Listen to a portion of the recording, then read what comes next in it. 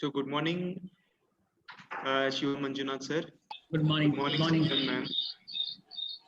So we are starting with today's webinar on GCF as a biomarker in periodontics. I'm Dr. Dhaval Modi, Associate Professor, Department of Periodontics, VSPM Dental College and Research Center. I'm a host for this oral hygiene webinar series. I welcome Dr. Simran Purwani ma'am. Yes, sir. Am I audible, sir? Yes, ma'am. Yes, ma'am. Madam has availed master's degree in 2009 from Modern Dental College, Indore, presently working as a professor and head, Department of Periodontics, VYWS Dental College and Hospital, Amravati. Ma'am is author and editorial board member in national and international journals. I hand over now to the madam. Warm greetings to all. At the outset, I would like to pay my sincere gratitude towards Dr. Abhay Kolte sir for his brilliant idea of conducting this Oral Hygiene Day webinar series. I'm sure several PGs all over the countries are being benefited from this program. Next, I would also sincerely thank Dr. Dhaval Modi sir for beautifully coordinating all the events of this program. At this juncture, I would also acknowledge Dr. Rajeshri Kolte ma'am and the entire Perio team of VSPM Dental College and Hospital for their untiring contributions towards the success of these events. Now coming to the event of the day, it gives me immense pleasure to introduce our eminent and renowned speaker, Dr. Shiva Manjunath sir, Professor and Head, Department of Periodontology and Implantology, Institute of Dental Sciences, Bareilly. Sir has procured his BDS degree in 1998 from Manipal College of Dental Sciences, Mangalore, and has availed MDS Periodontics in 2002 from GDC, Bengaluru. He has also availed Implant Fellowship with Nobel Biocare Implant Systems of Sweden from Mumbai in 2008. He has a postgraduate teaching experience of 18 years, has conducted and guided 30 research projects, and has also attended PG examinations for around 12 universities across the country. He has, to his credit, more than 50 publications in peer-reviewed national and international journals. He has also feathered his cap by 20 scientific presentations at national and state level conferences and 25 guest lectures at various other platforms. Yes, it is indeed our privilege to have him between us today for his presentation on GCF as a biomarker of periodontal disease. Welcome you, sir. I hand over this virtual platform to you. Thank you, Simran. Thank you very much for your elaborate introduction. First of all, I am feeling a little shy in front of my guide, Dr. Yar Pradeep here in this platform. And good morning to all of you. And this is greetings from Institute of Dental Science, Bareilly. And I extend all my greetings on behalf of my department, faculty, and postgraduates. They are my extended family here. And today's topic is GCF as biomarkers in periodontics. Why this topic? I had just had a talk with Dr. Abhay sir a couple of days back, which topic should we speak. Sir had suggested this topic. I keep discussing this topic with my students, my juniors. There is some kind of a hitch, some kind of an inhibition for this particular topic. The reason is simple. When it is not much of a clinical importance, it's not excited about something like, implants or soft tissue grafts, something like that. So to remember all these biomarkers, it was a little Herculean task. That is one thing. Looks like for this oral hygiene webinar, I am the last batsman, looks like, all the best batsmen like Neeraj Deshpande, Dr. Subhash, and, Mayur Kaushik, Girish, everybody has done their job. Now, the last batsman have come I don't give a justice to this topic. And let me give a small idea about this. See, the GCF is being discussed, studied, and researched for the last 30 to 40 years. How is it possible to explain it in 40 minutes? So I am restraining myself in talking about everything about GCF. Instead, I will be only talking for the postgraduates. What is that importance? How do you can understand this particular concept? Before starting, I should say thanks to this gentleman, and I take just 2 minutes talking about him. I know, sir, since 2007, when I was working in Bhilai with Dr. Eltivar, sir. What a great personality. I'm not a student, I'm not his junior. The amount of support, the amount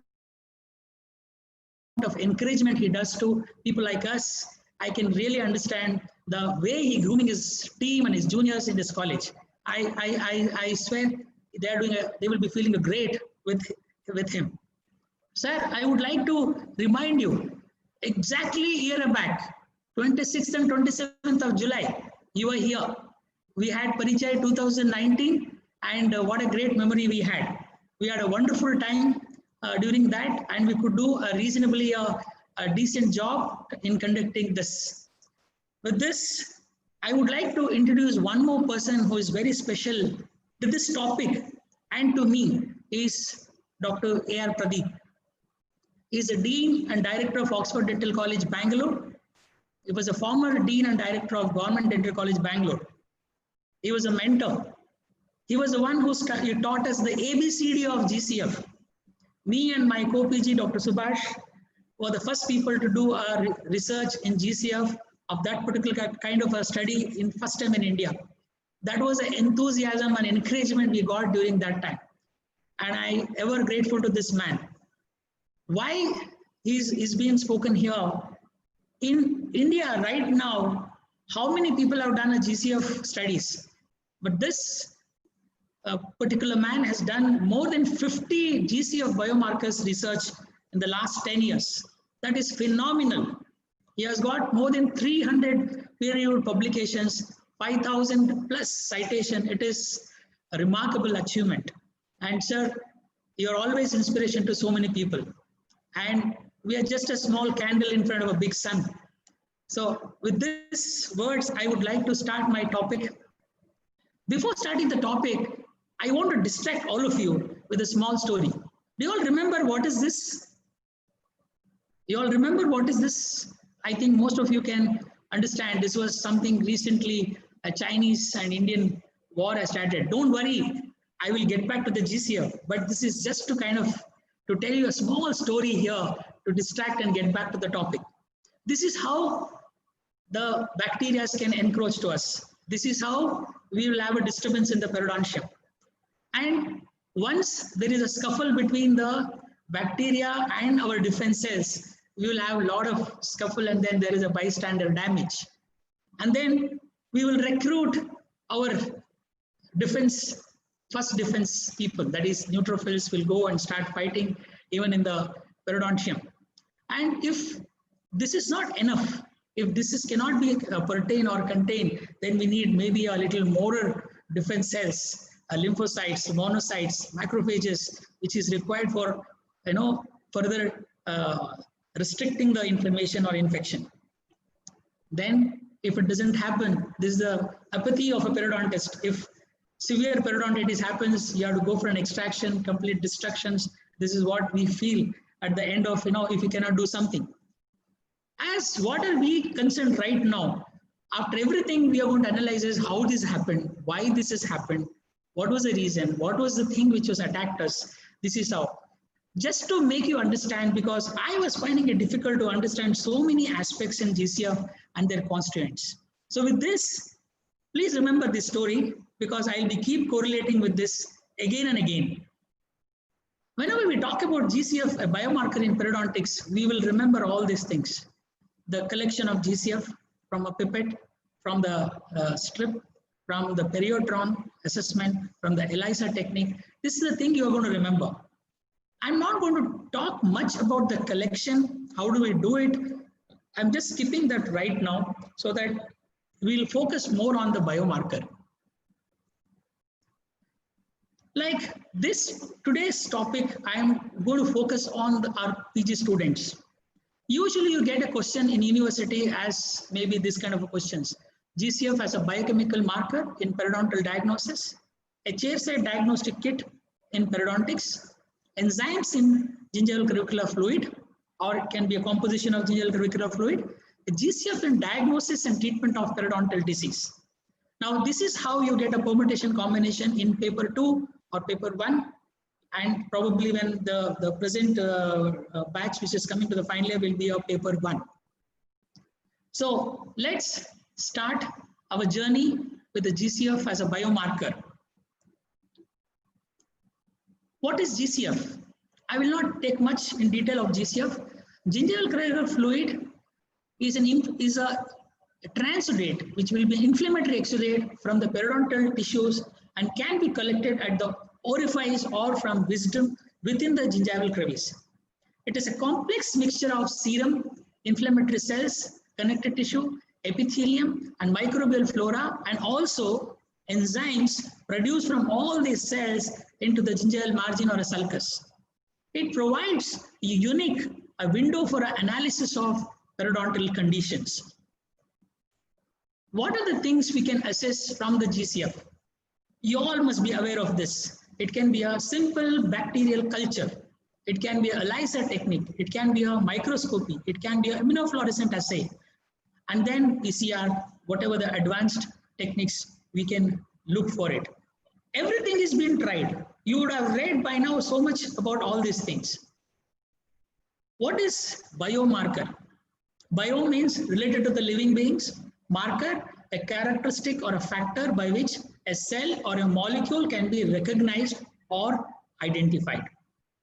According to NIH definition in 1998, biomarker is defined as a parameter that is objectively measured and evaluated as an indicator of normal biological or pathological process or pharmacological response to a therapeutic intervention. I just don't like definitions. Okay, so I don't put too much for a definitions. What is this? Anything is living is biological. Anything you get from that is a marker to assess. I'll give a simple example. You test for a temperature, body temperature of a patient with a thermometer. Even that is a biomarker. It's not necessarily a GCF or a fluid to be a biomarker. You check for a temperature thermometer, fever is there. That is a biomarker. Now, how this pharmacological response? You give a medication to the patient, fever comes down, and then again you check for a thermometer for a temperature, and the temperature comes down, and that is how you assess pharmacologically. So biomarker is just related to the living beings and the reference or identification of its physiological and pathological status. Why do we need biomarkers? Our normal diagnostic criteria is not enough. Since ages, since decades together, we have been following the same old techniques for our treatment, periodontal treatment. What are those? Gingival inflammation. By looking at the inflammation, we are going to plan out our treatment. By looking at our probing pocket depth, we are going to plan what we are going to do that next. By looking at this clinical attachment level, all that we are going to assess what is my treatment plan. Looking at the radiographs, what was the bone loss? What is the bone loss later? Fine, we are all doing with this. Why do we need more regarding this markers then? Right? When these things are happening, what is the need for the biomarkers? Now, we need one more. Before going to that, I would just say that the biomarkers needs a specificity, which should be particular for the disease and conditions only. A sensitivity should be able to detect the minor changes in the disease activity. An accuracy is required. There should be a little error in that. There should be reproducibility also. Today I'm going to assess, tomorrow I'm going to assess again, there should be reproducibility. Today I'm going to assess, there is another examiner is going to assess, there should be reproducibility. If I do it, it becomes positive. If somebody else does it, it is negative, then it is wrong then, right? So this is what demands a biomarker. And predictive value is very important. Positive and negative predictive value is very important for the characteristics of the biomarker. Therefore, in periodontal disease, to identify, you have main important two things. Try to remember these two things. You will say disease activity and evaluate the response to therapy. Disease activity is what? Transition from gingivitis to periodontitis. And if you can know when it is going to change, when it is going to change from gingivitis to periodontitis, then that's it. That is the best thing can happen. So you all can understand, there are many patients with too much of deposits, still there would not be much of a destruction. But in the same time, a patients with a minimum amount of deposits, but they would have a severe amount of destruction. Why this happen? How does it happen? That's where the biomarkers can help us. And it evaluate the tissue response to the therapy. This is what the base of the periodontal disease activity. Now let's come to the basics. The periodontal disease may be divided into 3 biological events. That is inflammation, and then there is a connective tissue breakdown, an apical migration, junctional epithelium, and the bone loss. So these 3 levels, if you can assess the biomarkers, I think our job is done. So before starting again, I'm distracting all of you. When we are started preparing for these questions, first thing will come, what and all we should cover in this topic. So that gives a first jolt to most of us. You have so much of constituents to understand, so much of constituent to read. Not only one simple thing, it is about more than 65 components. This is when long back it was found out in the older articles. Now right now I said Dr. Pradeep sir's done himself more than 50 GCF biomarkers. You can imagine, probably another couple of years, you will have more than 110 components will be seen in the GCF markers. I will come to that. Not everything from the GCF will be considered as a marker. Not everything, we are not talking in that context. What is isolated in the GCF is not a biomarker here when you talk about periodontitis and periodontal destructions.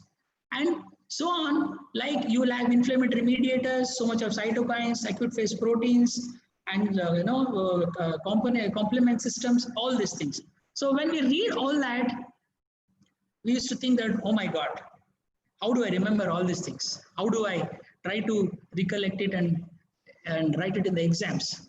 This is what concern I had, and I was finding it difficult. And so I found out a best answer for this. And I suggest all of you, there is an author called L.A. In 1998, he gave a wonderful article on the GCF and the biomarkers.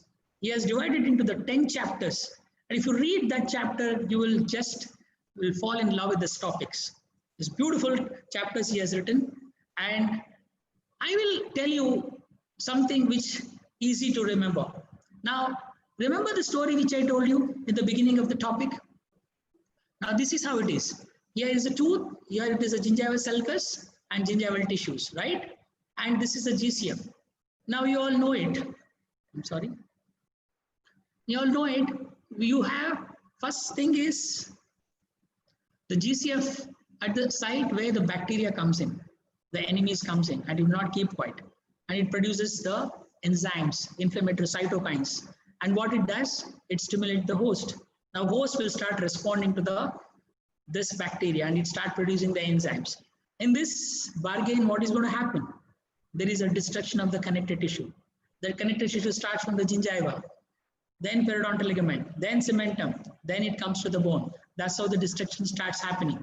Now, this is what we are going to talk in the next 20 to 25 minutes, how all these biomarkers can be remembered and to understand about biomarkers. Now, how do we remember? I'll just give a simple steps to remember. The bacteria and their products, that is the first thing. If you remember the bacteria and their products, that's the first line of the biomarkers. The second line is the inflammatory and immune products by the host. What are the different inflammatory markers will be produced? What are the immune products will be produced from the host? Next is the host-derived enzymes. This is something which is very important. The host-derived enzymes which has been liberated gives an idea of the next level. Then it is enzymes released from the dead cell also. When the host cell releases, it will have a fight with the foreign cells or the bacterial cell, and ultimately there is a death of both the cells, and the enzymes released from these cells are dead cells. And the connective tissue degradation products, all the connective tissue from the periodontal ligament, whatever its cleavage happens, whatever the destruction happens, there is enzymes produces from this, and that's what you get a biomarkers converse also. And last but not the least, the products of bone resorption, right? This will come to all the tissues of that. If you remember the 6 steps, probably you will be able to remember most of the biomarkers which can be remembered, which can be assessed. Let's come to the first stage, that is main bacteria associated with the periodontal disease. These are the bacteria. In 1995 to 98, lots of research happened, and they came to the conclusion. You all agree that you have millions of billions of bacteria in our oral cavity. And many times this is the intricacy, this is the complexity of periodontitis. Which bacteria is responsible for the disease? Now this is proved that these many number of bacteria, PG, Prevotella intermedia, Bacteroides faucistus, AA, Capnocytophaga, Echinella corridens, Campylobacter recta, Fusobacter nucleatum, and Treponema denticola. These many bacteria prove that that can be as a biomarker. If this is present, that can give an idea that there is a periodontal destruction is possibly done. One longitudinal study was happened in this. They saw this bacteria was present. Wherever it was present, there was a regular periodontal destructions were happening. Now, how do we detect this? These are the different methods to assess the bacteria. One is dark ground or a phase contrast microscopy, culture techniques, immunological assays, DNA probes, enzyme-based assay. I'm not going to the detail of these assays, these techniques, right? Sometimes you might get a question on this. What are the different advanced diagnostic techniques to assess the biomarker, right? So these are the different methods, different techniques. You might get a short note on DNA probes only. You might get a short note on enzyme-based assays. You might get a short note on immunological assays or a culture techniques. This itself is a different topic to know in an advanced diagnostic technique. So in these methods, you will assess the bacterial level, bacterial count. Next is what? Now, bacteria will not keep quiet. The second step, the bacteria will release enzymes in the GCF. The bacterial protease are released into the pocket, and the subgingival flora, it can be detected in the GCF. Mainly 2 types of this enzymes. Remember, dipeptidyl peptidase and trypsin-like proteases. These are the bacterial proteases in the GCF, which is important, which will be dealt with as a biomarker. This assays can be distinguished them from the see. The same kind of enzymes can be produced from the host also. How will you differentiate from the host enzymes and the bacterial enzymes? By using certain buffers, certain inhibitors, you can assess the bacterial enzymes. What you will get from this?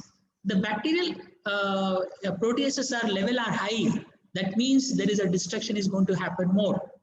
If the bacterial enzymes are less, the destruction is going to be less. This is how you can assess the future directions. The trypsin-like proteases detected in this assay is characteristics of the enzyme now called as argingivain and argingipain. Sometimes even the postgraduates get the question on gingipains. So you need to expand in detail about what is gingipain. I'm not going to the detail of all these things. If I start going into detail of all these things, probably I need more than 2 hours to explain. To cover in 40-45 minutes, I will restrict myself. What are the things you're going to check? Now, potential inflammatory and immune markers. See, the bacteria came, bacteria started producing the enzymes. Now the host will start producing the inflammatory enzymes and immune markers. And that's how the body starts responding. And if you assess these inflammatory cells, these immune markers, you will have a better idea on how these are used as a markers. Bacteria in the dental plaque and subgingival flora are the primary cause of chronic periodontitis. However, these bacteria also triggers inflammatory response. Now, once it triggers, it leads to the production of lot of inflammatory cells. And again, I'll refer to the story. Now, all those cells, like defense cells, will come and stop. When this level is become more, the defense cells becomes more, the bacterial level will stop it. That means this will restrict. From gingivitis to periodontitis, if the disease is not progressing, that means your inflammatory and your immune defense is really good. That is why sometimes the disease will not progress towards the periodontitis, it will restrict towards the gingivitis. The immune and inflammatory response are highly effective in preventing gingival tissue infection. On the other hand, the immune and inflammatory response can also damage the local tissue. In the process of defense, I said there is a lot of scuffle happens, and a lot of damage happens. This occurs particularly in chronic inflammatory disease when the reactions are prolonged during a long period, as in the situation in chronic periodontitis. In this regard, only the bacterial factors which can penetrate the clavicular pocket, not everything. Some things which can penetrate through the pocket and it comes to the GCF will be able to do the analysis. The type of damage because of this during the inflammatory immune cells are called as bystander damage. Now, sometimes we keep asking the PGs, what do you mean by bystander damage? So this is because of the immune cells surrounding area will be get destroyed. It results from the release from these cells a variety of substances that have the capacity to damage adjacent tissue either directly or indirectly. Most of the substances which are released from inflammatory and immune cells in the tissue pass into gingival clavicular fluid, that is GCF, is mainly a sample. Therefore, it is used for available for analysis. Now let's come to the immune and inflammatory mediators. The substance released by inflammatory and immune cells during the disease process include the antibodies, IgG subgroups, the complement proteins. 9 or more proteins of complement systems will help in this inflammatory mediators. Immune and inflammatory mediators relevant to the periodontal pathology are arachidonic acid derivatives, mainly prostaglandin E2. Remember, you have arachidonic acid cycle, lipoxygenase way, cyclooxygenase pathway, all the byproducts. Everything works here also. All the byproducts can be assessed for the immune and inflammatory mediators. The cytokines, namely interleukin 1, 2, 4, 6, 8, so on, and tumor necrosis factor also. Now, correlation of this factors with disease. Now, I said immune, right? There is a humoral and cellular response. What happens to the humoral response? When there is an IgG or immunoglobulins produces, does not correlate the disease severity and progression. The research says it is proved that the specific antibody of IgG, GCF, appears to be no use in distinguishing between stable and progressive sites. And it is also doesn't correlate because in severe sites, it might not be, it might be less. In a very less sites, it might be more. So this humoral response tissues cannot be taken as a biomarker. Complement system. I will not go into the detail of complement system again. You have a conventional pathway and alternate pathway, and in both the things you have a battery of 9 related proteins which join together sequentially in an enzyme-mediated cascade, and they release histamine and other substances from mast cells and prostaglandins from inflammatory cells, and that's how the destruction starts happening on the other area. Remember this cycle, long back, classical pathway and alternate pathways. However, none of these factors have been shown to be associated with the periodontal disease activity and therefore do not appear to be the diagnostic value. Cellular immune response mechanism. Neopterin has been found to be a well-established marker of immune system. If I remember, this study was planned in GDC Bangalore long back in 2004 and 5. And later, I don't know, it might have done in the GDC Bangalore. And these studies have proved that the level have increased at the site of periodontal destruction. So the cellular immune response markers is kind of a better than the humoral response. Let's come to the cytokines. Cytokines are the best described as cell-to-cell messenger or a local hormones. It messages from one cell to another cell.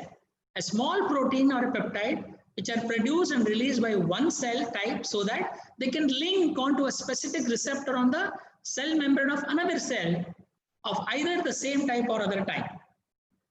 Attachment of this receptor switches on a particular intercellular messenger, and that leads to the cascade of events. Right? The best known example for cytokines are interleukins.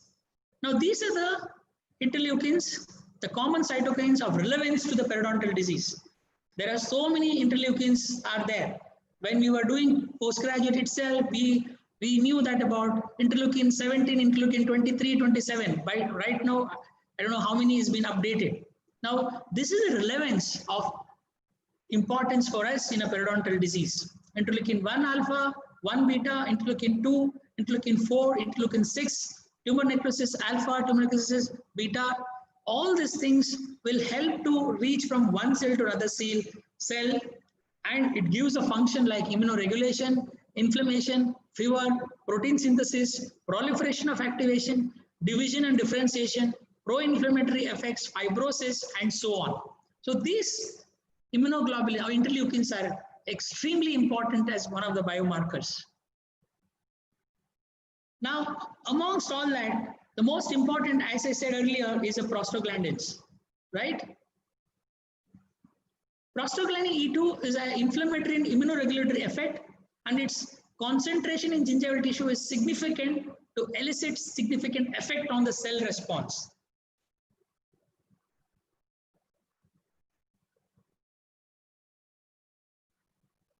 In bone organ culture, it stimulates osteoclastic bone resorption. It may thus play an important role in the periodontal pathology. There is a great deal of evidence which correlates prostaglandin level in the periodontal and GCF to the severity of periodontal disease. The most likely diagnostic marker of the inflammatory and immune factor described is GCF prostaglandin E2. Inflammation leads to the accumulation of polymorphonuclear neutrophils, that is neutrophils, macrophages, lymphocytes, and mast cells, which are very important in protecting the body against infection. The cells contain destructive enzymes within their lysosome, which are normally used to degrade phagocytosed material. These enzymes are, however, capable of degrading gingival tissue component if released. Such enzymes can be released by inflammatory cells during their functions or when they degenerate or die. Now, what are the host-derived enzymes? This is a third level of host-derived enzymes. The enzymes are capable of degrading gingival tissue components if released. Such enzymes may be released by inflammatory cells during their functions or when they degenerate or die. They can be divided into two, proteolytic enzymes and hydrolytic enzymes. What are these proteolytic enzymes? Collagenase, cathepsin G, cathepsin D, dipeptidyl peptidase, tryptase, elastase. They are called as proteolytic enzymes. Proteolysis. Hydrolytic enzymes are aryl sulfatase, beta-glucuronidase, alkaline phosphatase, acid phosphatase, myeloperoxidase, lysozyme, and lactoferrin. These are the important enzymes which is being produced from the host to act on the bacteria and their enzymes. And this is pretty important, quite important for all of you to understand the pathogenesis. And I am not going to again explain in detail about how these all different enzymes will work here. The main tissue damage in the process are the connective tissue component, and the breakdown of these tissues around the inflammatory cell helps the spread of these cells through the tissues. The main connective tissue component are collagen and proteoglycans, and the degradation of these compounds will be first considered. Now, collagen. Why this collagen? We have to know about it. It is there in everywhere. It is there in the gingiva, it is there in the periodontal ligament, it is there in the bone. Everywhere this protein is present, right? So, collagen degradation is a multi-stage process. Each collagen molecule consists of two distinct regions. One is a triple helical region, can only be attacked by metalloproteinases and collagenase. The other one is a smaller terminal region, consists of peptide known as terminal peptides, which contains the sites of intra and intermolecular crosslinks. Remember the molecule of collagen. How does it there? A long triple helical region, and it is binded by the terminal peptides. Now the beauty is when this collagen triple helical can only be dissolved by metalloproteinases and collagenase. But these enzymes cannot go and touch the terminal peptides, or it cannot do anything to terminal peptides. To dissolve these terminal peptides, need some other enzymes, that is serine and cysteine proteinases. Look at the nature, how nature has been formed. If only collagen is there, you wouldn't have destroyed the collagen is there, you wouldn't have destroyed the collagen. You need some other enzymes also to destroy this. This was given by Harris in 1997. Collagenase are present in cells in the form of latent enzymes, either as a proenzymes. Look, you all know it. During inflammation, what happens? There is an acidic nature reaches there.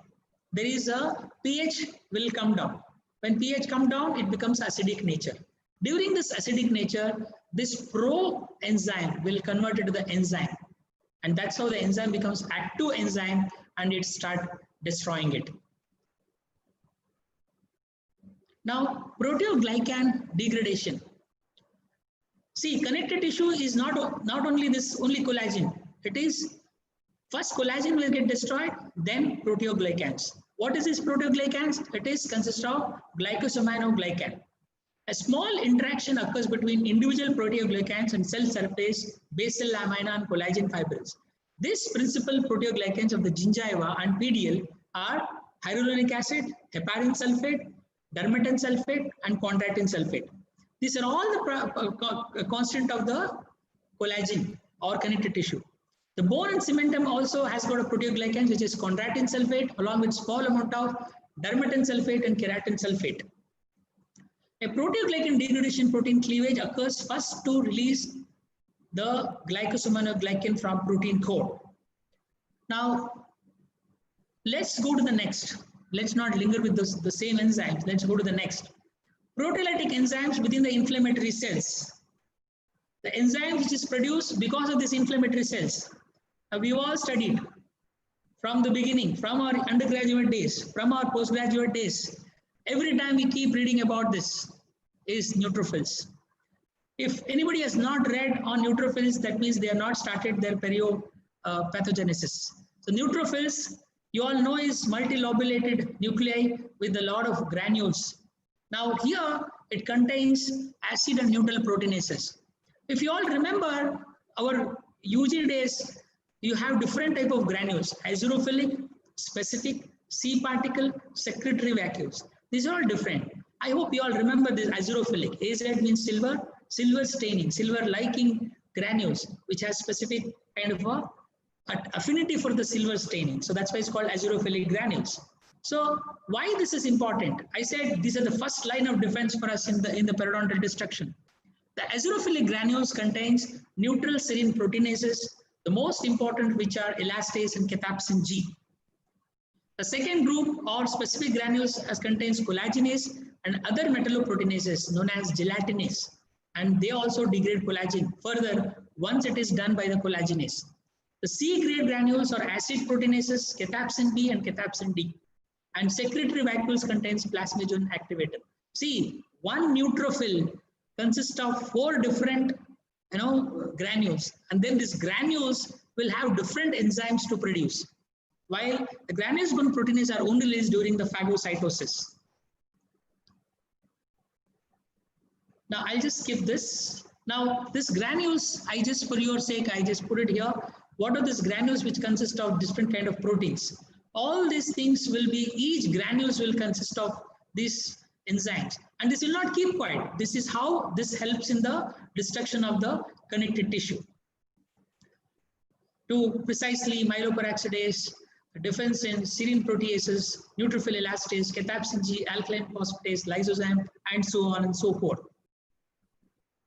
Now comes to the macrophage. Remember, we all read after the first line, army people, then we need a little bigger.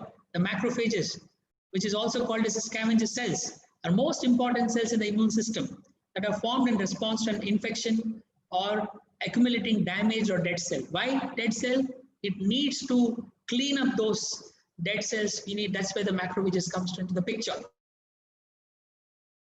Macrophages are large specialized cells that recognize, engulf, and destroy the target cell.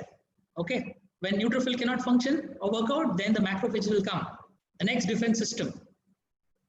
Macrophage synthesis variety of proteinases. The level of proteinases in these cells are usually low compared with the neutrophils. But because of the presence of macrophages in the GCF, in the epithelium, in the sulcus, more longer of time in the chronic periodontitis, even this produces more of a proteinases. You all remember this, right? The most important for a periodontist for the exam point of view, the mast cells. These also will release a histamine, other vasoactive components. They also contain heparin, a number of proteinases. They're also called as tetrameres. Why I'm telling you all this in a brief, see, all these cells will come into the picture as a biomarkers. All the byproducts of these cells are very important in the pathogenesis. The principal proteolytic enzymes are tryptase and a chymotrypsin-like enzymes called kinase. Mast cells are mainly present in the lamina propria, but are also found in the junctional epithelium migrating into the crevice. Greater number of these cells are found in inflamed as compared with healthy gingiva. In addition, mast cells containing tryptase are also found in the gingival crevice. I know I am finding it extremely difficult to make you awake, but I'm almost coming to the end of it. So let's try to finish it up fast. Macrophage and fibroblasts are the extracellular environment containing the proteinase inhibitor. See, now we all heard that neutrophils, macrophages, mast cells, everything is producing the enzymes to destroy. Now, if these enzymes keep producing the enzymes, these cells will have only destruction. How does it destruction stops? Somebody has to stop it, right? This also will be produced by the same cells. What are those cells? The same cell like macrophage and fibroblasts will produce alpha-1 protein inhibitors and alpha-2 macroglobulins, which are responsible for inactivating the proteinases in the tissue, which is already produced earlier to destroy, but now it has been again producing the antidote for that. And PMN macrophage and fibroblasts also produce tissue inhibitors of matrix metalloproteinases, TIMP, which inactivates collagenase and other metalloproteinases. Look at the beauty of the nature. First, there is an enzyme. First, there is a collagen which liberates. And then the next, there is an enzyme which stops to liberate. Who gives the signal for that? The same cells which they produce will give us signals to stop it. Now, potential markers of cell death. See, after all that, you have a defense cells, you have bacterial cells, everything came, a lot of fights happened, then ultimately the cell death will happen, either from the host cell or from the bacterial cell. And this is also important to know as a biomarker. Why? When you see and assess the dead cells, the enzymes produced from the dead cells, you will have an idea how much of destructions happened. You will have an idea how much of pathological destructions occurred, how disease activity is progressing. So that's why even the dead cell is also important. Now, whenever this dead cell happens here, there is an enzyme called aspartate aminotransferase and lactate dehydrogenase have been widely used in the medicines and for several decades for a diagnosis also. In periodontal disease, activity involves both damage to the epithelial cells of the pocket lining and the connective tissue cells in the sites of the connective tissue degradation.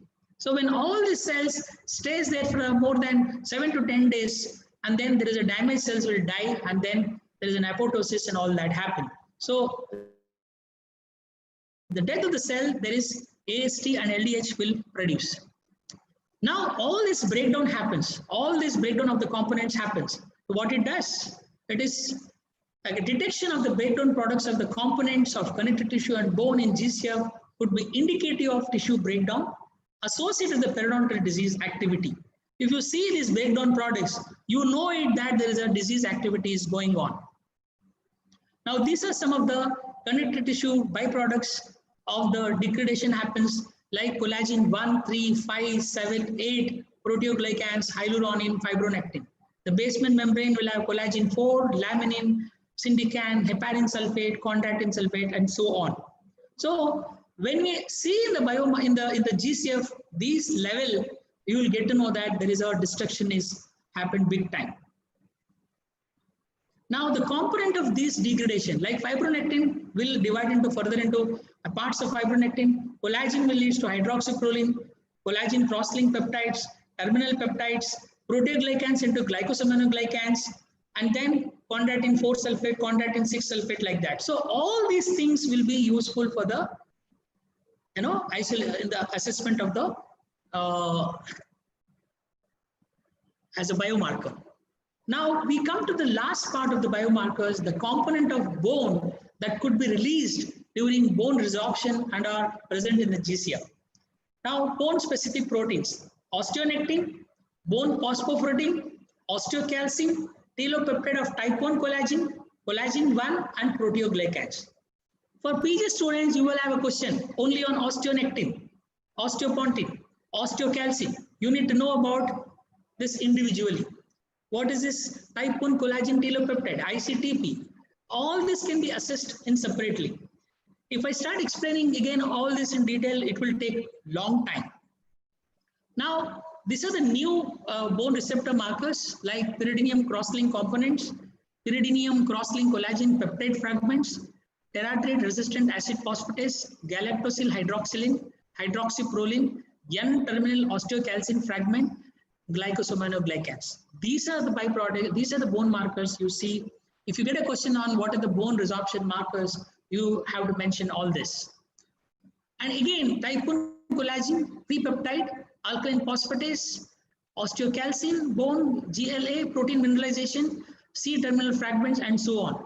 So these are the product of the bone resorption also.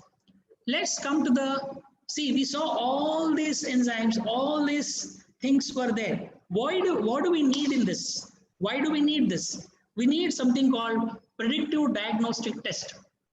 If a reliable predictive test were developed, it could predict future periodontal activity and thus enable site-specific treatment to the given before irreversible damage had occurred. What do you mean by that? If you could stop the disease, if you could get an idea before the disease progresses, that would be wonderful. So help to prevent destructive disease. If we can stop the disease in gingivitis itself, if it will not allow the bone loss can happen. Help to prevent progression of disease, progression from gingivitis to the periodontitis. Help to find out the high-risk patient. What do you mean by high-risk patients? Somebody is prone for a periodontitis. Somebody is going to have a destructive periodontitis. If we can assess before itself, why not? That is what is required for as a predictive diagnostic test. It is help to monitor periodontal treatment. How? You did all the treatment, non-surgical, surgical, local delivery, everything you did. Whether your treatment has succeeded, how do we know that? If our biomarkers can give an idea whether our treatment is successful or not. In summary, there are 8 potential candidates like alkaline phosphatase, beta-glucuronidase, cathepsin D, MMP8, MMP9, dipeptidyl peptidase 2, 4, and neutrophil elastase. They hold a promise risk biomarker, but there is no conclusive evidence as yet. Now, let's come to one of the important aspects in exams. Most of the examiners very fond of asking these questions. The commercially diagnostic kits based on GCF, proteolytic, and hydrolytic enzyme level. PerioCheck. A system detects the presence of neutral proteinases such as collagenase in GCF. Prognostic. It has been marketed by Dentsply. This system detects the presence of the proteinase elastase in GCF sample. PerioGuard. A commercial diagnostic test kit based on GCA aspartate aminotransferase level has been developed. Now, this is one of the promising marker which is recently has been in the research, and probably by now it would have been already isolated. Beta-glucuronidase test kit. Now there is something called dipstick kit, chairside test to detect MMP8 that can be used to monitor the course and treatment of periodontics. PST is a chairside kit for the interleukin 1 beta. Pocket watch is a chairside kit for AST, aspartate aminotransferase. Topaz to use the bacterial toxins and protease. Biolyse for elastase. Test sticks for matrix metalloproteinases. Now remember, in the beginning, we spoke about the bacteria. Even isolating that, you have a kit called Evalucide, Kodak, a chair-side reaction kit. This is an enzyme-linked immunosorbent assay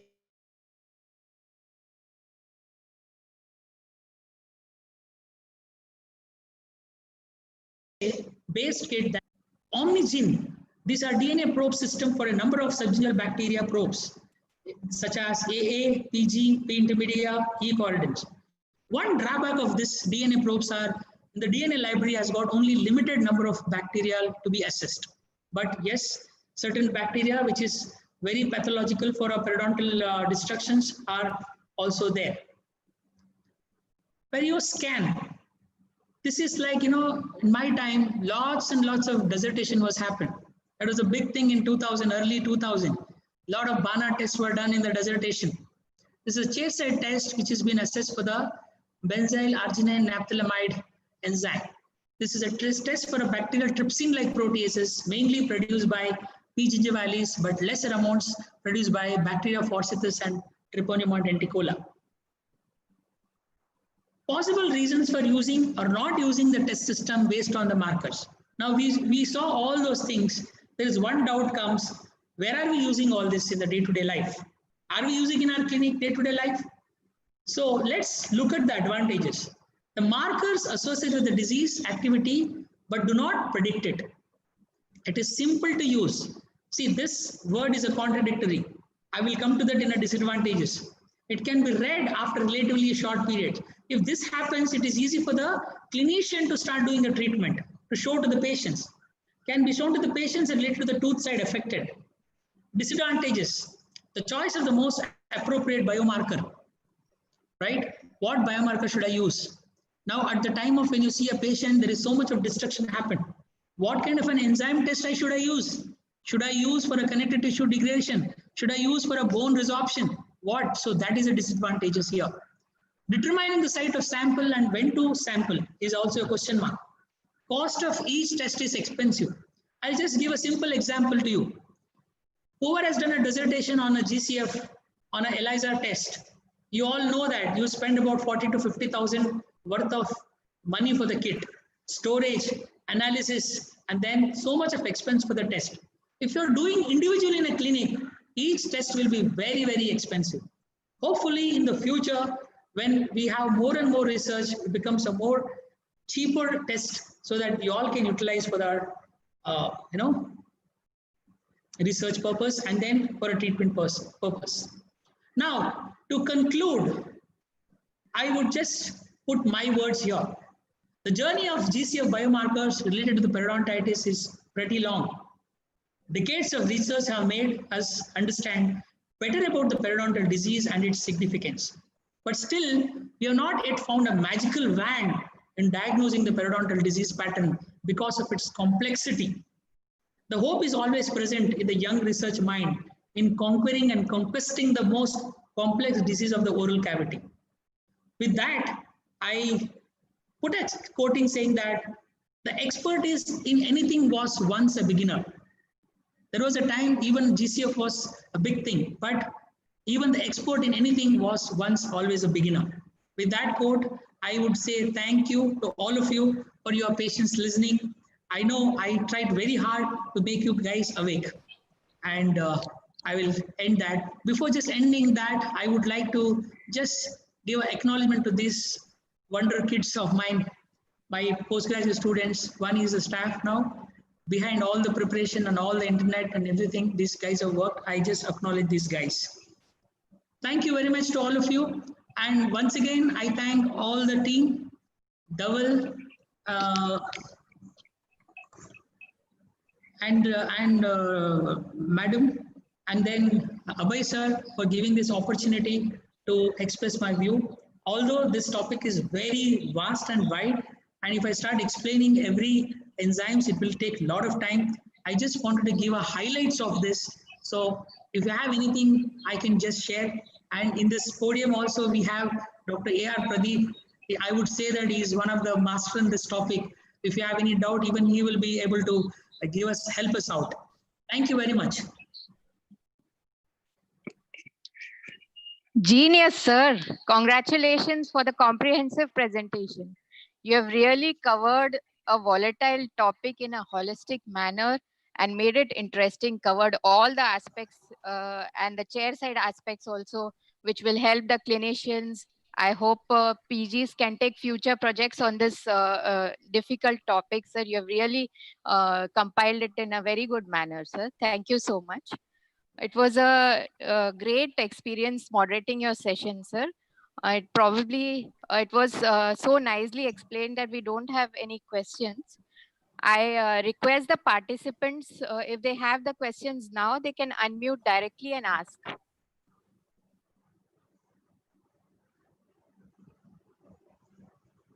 So thank you so much, sir. Thank you all the participants also. Over to you, Dr. Dhaval. Thank you, Dr. Shiva Manjunath sir, for a very informative lecture. Thank you, Simran ma'am, for your valuable time. And there is a small announcement for all the participants.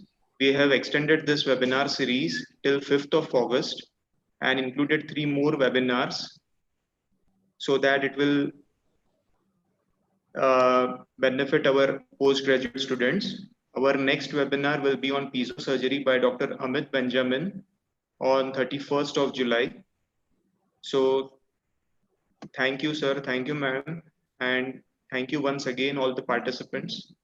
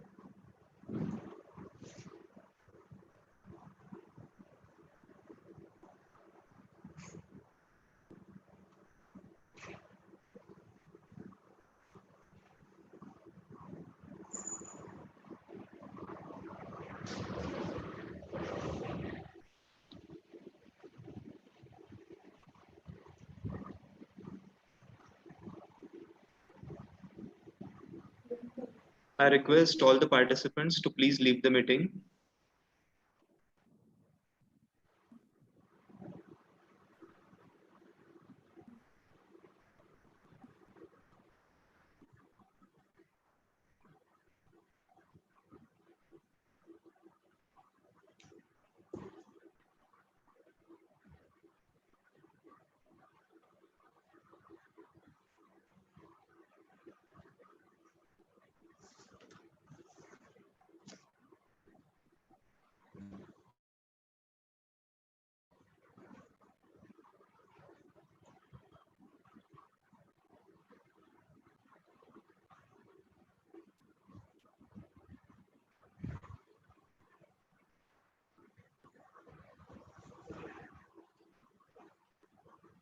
कुछ बात होनी है कुछ काम हाँ